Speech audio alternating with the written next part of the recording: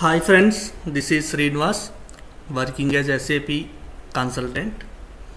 So this demo and my previous videos which I have done so far is really helpful who want to work in SAP or who are the people going for attending the interviews for job search and to upgrade the knowledge on SAP, mostly for freshers who want to upgrade these skills and to learn some what is this ERP products. My videos are really helpful. Today we will go through what is the SAP, what is this ERP, so what are the main applications of SAP and some brief history of SAP and main introduction part we will discuss today regarding this SAP. So before starting the SAP, we need to have some history of SAP. What is the history of SAP is? So due to this business complexity, some people want to develop a new software for the demand. To upgrade the demand, they need to build one software. So 5 IBM employees decided to start a company by name SAP AG in 1972. Main goal and agenda of this company is to develop a business software. At that time, they developed one software that is a ERP software with release R. R is nothing but a real time. In 1980, the company released first ERP software by name SAP R/2 that is based on two-tier architecture. R stands for real time, 2 stands for two-tier architecture. Again in 1990, the company released advanced version of SAP R/2 by name SAP R/3 where 3 stands for 3-tier architecture. So whatever the above we are going through, it is based on SAP R/3. R/3 is a 3-tier architecture. So this is the general discussion of history of SAP. So now we will see what is this SAP stands for. SAP stands for Systems, Applications and Products in Data Processing. It is simply a ERP software. What is this ERP software we will discuss. So E means in ERP software, E means enterprise. What is that enterprise meaning? Like company. The company like Reddy Labs or Reliance, any particular company, BMW. R means resources. For any company, the resources are mandatory for profits. What are those resources? Like man, machine, materials and money. P means planning. So any company plans for maximum profits with minimum resources. So what is this ERP software will do is a software to maintain and plan all the business activities of a company. What are those business activities? In a company, how many customers are there? How much the profit? How many sales orders? How many invoices? What are the delivery orders? All these things we should maintaining in a software that is a ERP software. So in market, we have various types of ERP softwares are there. The ERP softwares are PeopleSoft, Oracle, different kinds of ERP softwares like SAP. This PeopleSoft generally used by small companies and it supports less number of business applications. Mostly this PeopleSoft software, it is good at HR module and this software is very low cost compared to Oracle and SAP. It is good at HR module. So Oracle generally used by medium sized companies and high cost software. Mostly Oracle is used in banking sectors, finance related, it is good at Oracle software. So these are the things about ERP softwares. Oracle, PeopleSoft, everything. So here, what is this main application of SAP is? It is an integration of all the modules like SD module, MM module, FI module, PM module, PP module. Why? Because the information will be shared by all these modules to this SAP software. That's why most of the MNC companies will be used by this SAP softwares.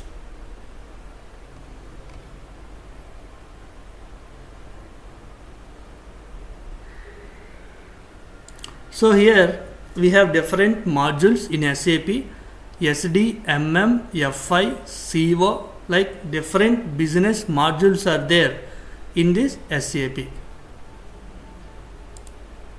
So now we are discussing about ABAP. What is this ABAP?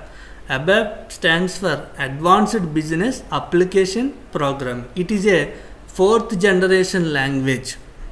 Complete ERP software was developed by a single programming, that is called as ABAP. Once if we have good knowledge on ABAP, we can work on SAP module. Why? Because this software was developed by this ABAP programming.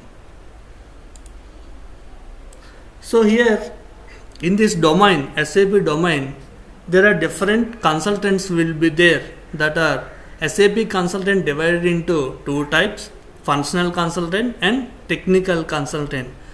And functional consultant category to business consultant, technical consultant will be ABAP consultant and basis consultant. But there are few other consultants will be there, that is called functional consultants. So what is the role of these functional consultants is, these functional consultants generally responsible for configuring the real-time business scenarios, like how many plants in an industry, what are the sales, what are the materials. They will manage each and everything in this SAP software. These are functional consultants. ABAP consultants, what they will do is, they will responsible for developing new programs. They will create tables, screens, and if there is any new developments will come, they will develop, and they will enhance the further customization of standard SAP programs. These will be done by ABAP consultants. So what the basis consultants will be do is, they will create new user ID and passwords whenever a new employee has been joined, and they will maintain some servers, configuring network issues, network traffic. So all these works can be done by these basis consultants. So as an ABAP consultants, what is the roles and responsibilities means? So whenever we will receiving the tickets in the form of functional specification documents from team leaders, and we will analyze the business requirements as per the functional specs, and we will estimate the number of hours as per the business requirement. We will develop the objects and we will perform some unit testing, and after that we will release the objects to testing server. In some few cases we will develop technical spec documentation for the objects. In SAP mostly we have few advantages, and one disadvantages is also there by using this SAP software. I will tell you that SAP depends upon, it is a platform independent, means it will support any platform like Linux platform or Windows platform. It will support any platform, and it will support any databases at the back end like Oracle database or HANA database. Any database it will support at background.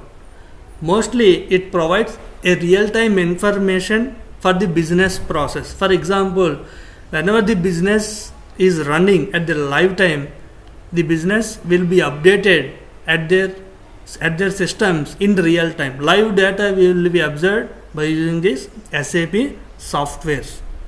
One drawback about this SAP software is it is very expensive.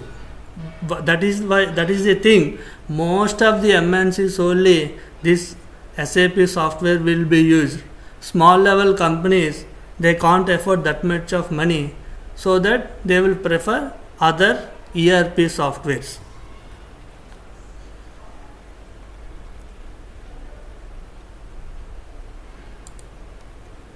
Next, landscape. If you talk about the landscape, we have three types of servers will be there, that is development server, quality and production server. So all the developers mostly will be developing the objects in this developing server, and they will release the objects to the testing server, and they will perform unit testing in this development server. Quality server, all the functional consultants will make configuration, and some testing consultant will be there. They will test the developed objects in this quality server. So production server is a live business server. So most of the business users will be used by this production server. It contains live business data of the customers.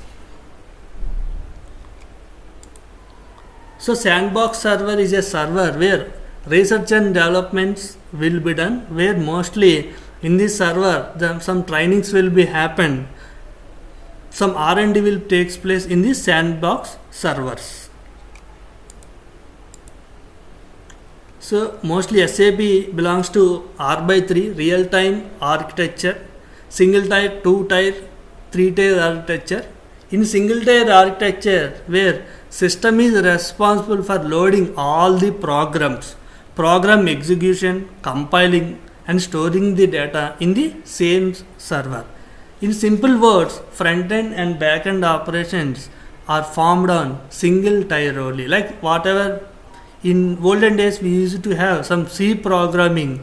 C programmings are based on single tier architecture only. So there are 2 tier architecture will be there. In the 2 tier architecture, there will be some there will be some client and server will be there. In 2 tier architecture, we have client server and server layer. All the clients will be connected to server. The client will send a response and server will get request. So request and response will be have for this 2 tier architecture.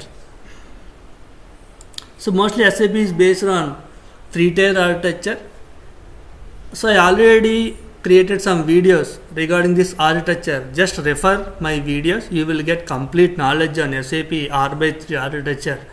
Like internal operations, what I have done in database, application and presentation. I have done a nice video on this SAP R/3 architecture. Just refer my video. As of now, I will discuss about this database, server layer, application and presentation. So this database layer is responsible only for storing the data. So whatever the tables, views, any programs, whatever the code we have written, all this data will be stored in this database server only in ABAP application server.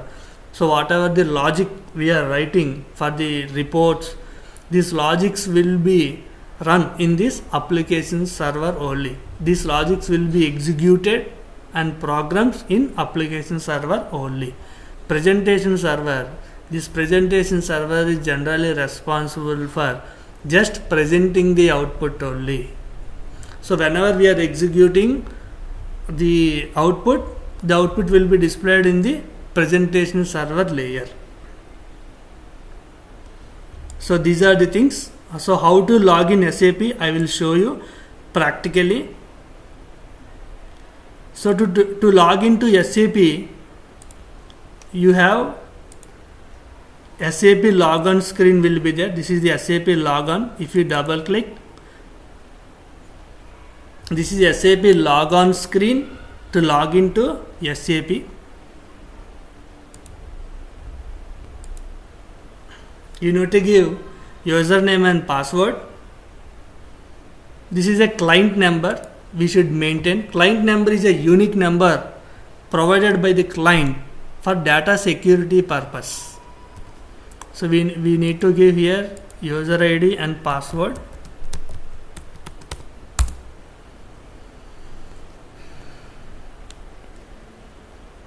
So in my videos you can observe like data dictionary, how to log in, everything, reports, everything you can observe. So all the SAP based applications will run under this T codes. You have different T codes like SC11, SC38, SC21, SC80. There are different types of T codes you have. Based on this T codes only SAP applications will run. This is SC11 transaction, that is ABAP dictionary. In this, these are called as ABAP dictionary objects. We will create tables, views, data types, type groups, lock objects, domain. You can see my videos. If you watch my videos, so I created more videos on this database object. Just refer my videos, you will get more knowledge. So here the database objects will be maintained here in this SC11 transaction. All the above programs will be run at SC38 transaction. So here this is the SC38 transaction where we will create where we will develop new reports here. So all the reports or all the above objects will be start with G or Y. The G we will pronounce it as G, that is Z. We will take one example how to create. Just I will show you for example purpose where we will create the reports. So if you click on create, it will ask like title, just create the title. We have different types of programs. In my regular classes I will discuss all these things: executable program, include program, module program. All these are program types.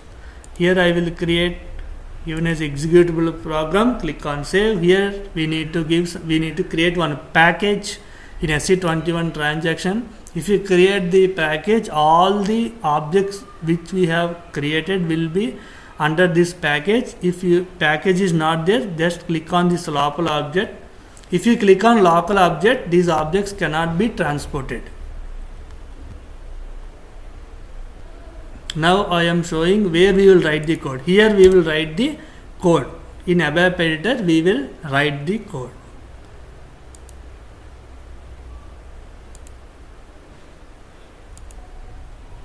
Now I show you like SC11 transaction, like dictionary objects, and SC38 transaction where we will write the code for creating new programs.